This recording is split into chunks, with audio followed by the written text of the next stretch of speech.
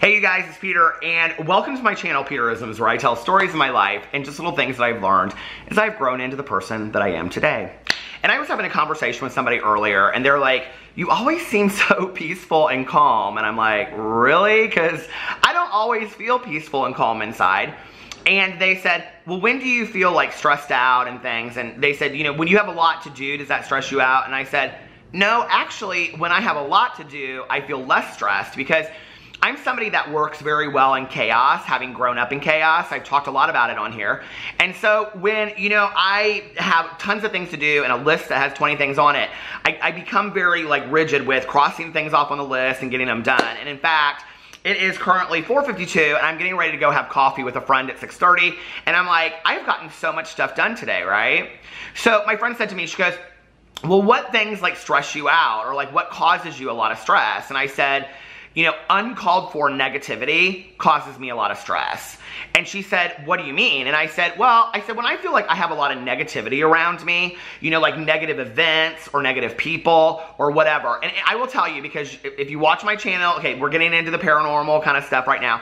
But a lot of people have speculated through the years that I was an empath. And if you know anything about empaths, empaths feel the emotions of others.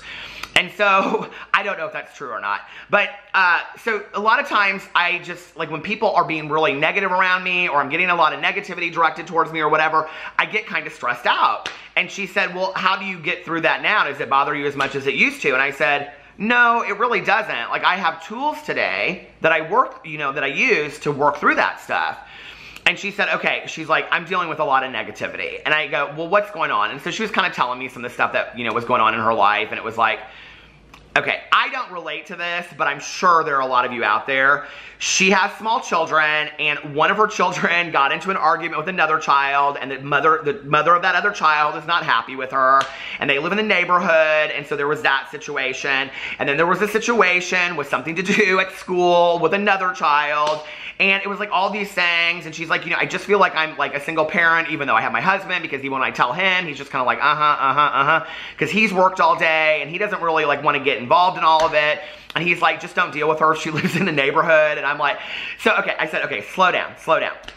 I said, first of all, I said, we cannot change other people. We cannot change how people act, what they do towards us, what they do to other people, their positivity, their negativity. We can't change any of that, right? And she's like, that's true. And I said, okay, so that's the first thing that you have to know, is what we can control and change in our lives and what we can't.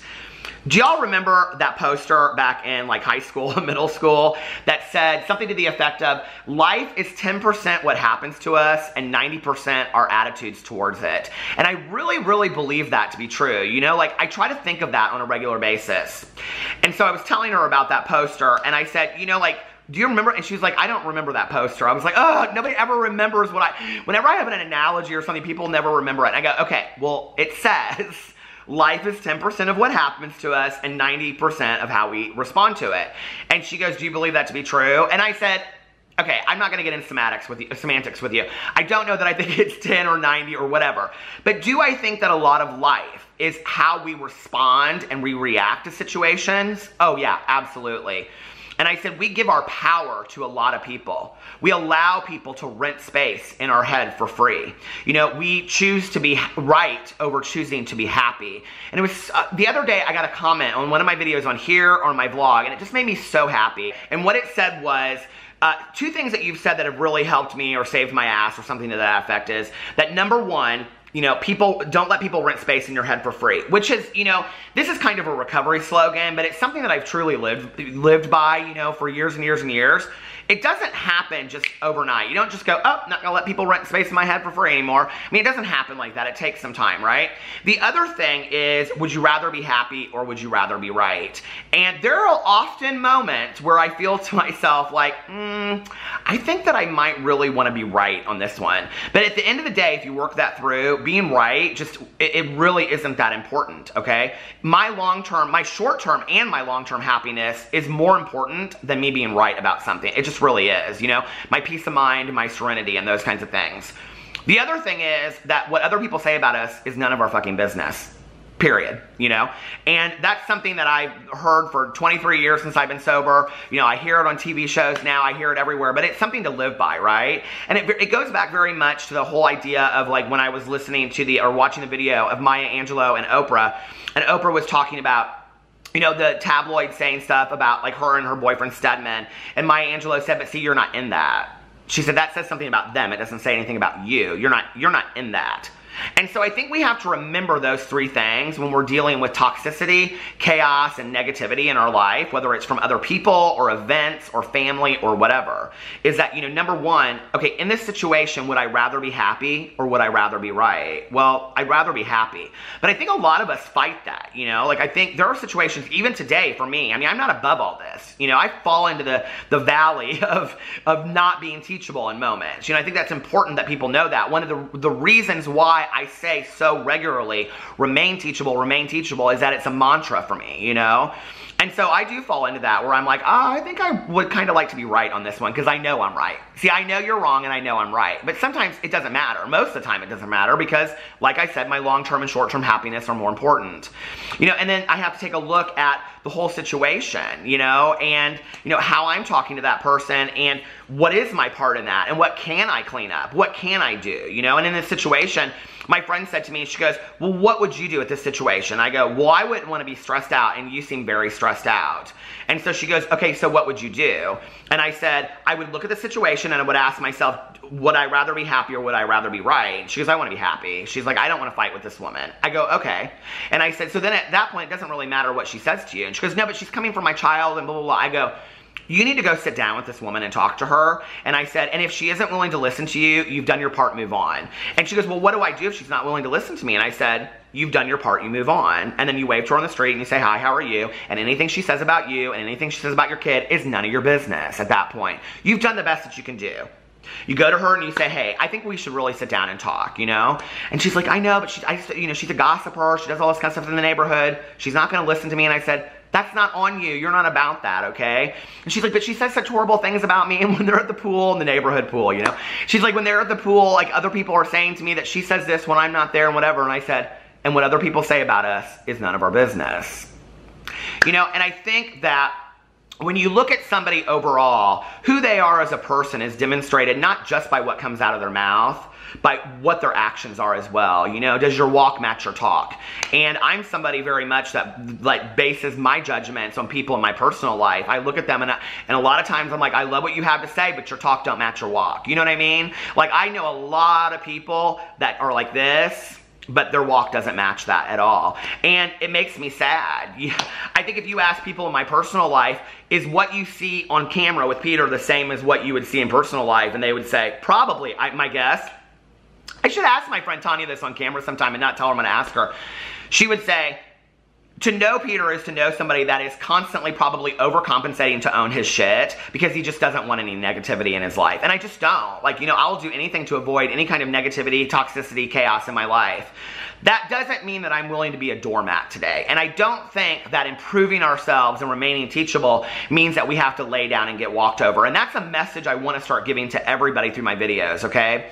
Just because you become a better person, just because you become a more positive person, does not mean that you become a doormat. It does not mean that you become a victim to people's bullshit and oppression. You stand up for yourself, but you stand up for yourself in an educated, classy way. You stand up for yourself and you say, you know what, this isn't really about me. I'm not really sure what's going on with you to make this about me. I'm trying to clean this up so that we can get along or be civil towards each other, but I'm not part of this. And, you know, like, then you have to take a look at your own behaviors, too, you know? What part of my behaviors did lend to this? You know, did I say something that I shouldn't have said? Have I gossiped to other people about this person, this woman, I was telling my friend?